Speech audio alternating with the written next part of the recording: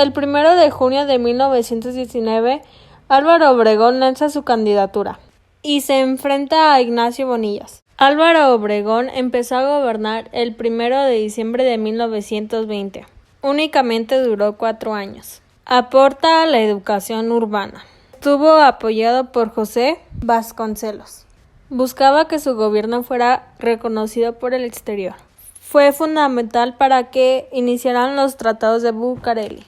Al terminar su periodo presidencial, se dedicó al campo. Tuvo problemas con Huerta y así también colaboraron juntos en los tratados de Bucareli, lo cual fueron enemigos. La rebelión de Adolfo de la Huerta en contra del presidente Álvaro Obregón y de su candidato a la presidencia de Plutarco Elías Calles. Se llevó a cabo en contra de quien fuera el presidente de México, en ese entonces Álvaro Obregón. Al llegar el 11 de marzo de 1924, el jefe de la rebelión se va de México con el destino al país norteño, Estados Unidos, comenzando de esta manera con el final de los empeños rebeldes. Así, el 17 de junio, el lado que apoyaba al gobierno ya había recuperado las ciudades que se habían sido tomadas por los opositores. Muerte de Francisco Villa.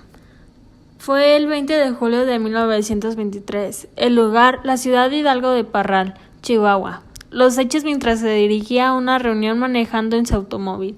Fue emboscado y asesinado a balazos. Los tratados de Bucareli. Es la denominación como se conoce un tratado entre México y los Estados Unidos, firmado el 10 de agosto de 1923, entre los entonces presidentes Álvaro Obregón y Calvin Coolidge. Se buscaba regularizar la situación de las propiedades e inversiones estadounidenses en México, sobre todo las petroleras. El nombre se debe a que las conservaciones para el tratado tuvieron lugar a un edificio de la calle Bucareli. Gracias a ello, nuestro México creció mucho. Dato curioso. Se menciona que nuestro presidente AMLO rompe los tratados de Bucareli. Francisco Plutarco Elías Campuzano.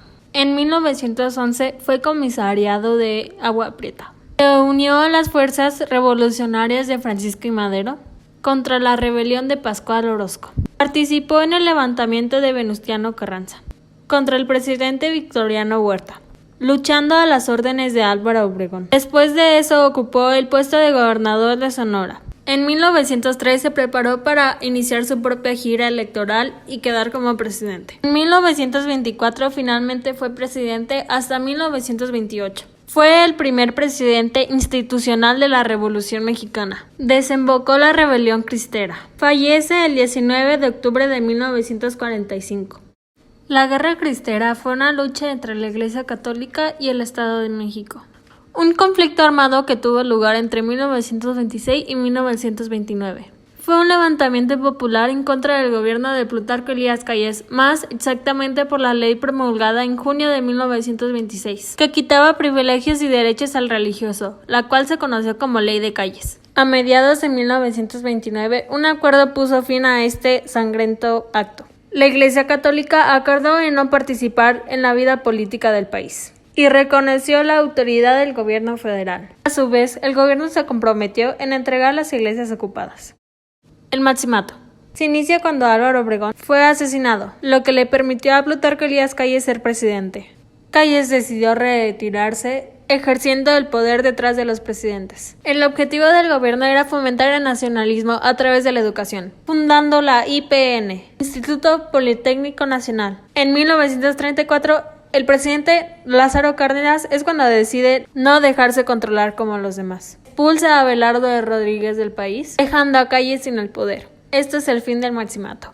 Lázaro Cárdenas fue presidente de México en 1934. Subió a la presidencia con ayuda de Plutarco Elías, el cual tiempo después lo abandonó, bajo el lema México para los mexicanos.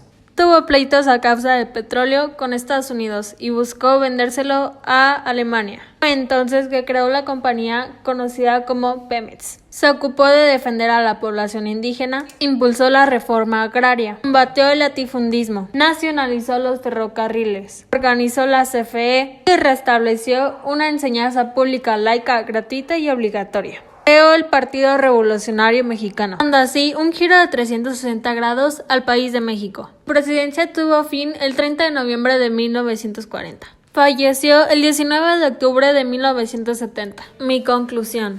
Sin querer queriendo, El haber hecho estos videos me interesó mucho la parte de la Revolución Mexicana, cosa que antes no comprendía bien.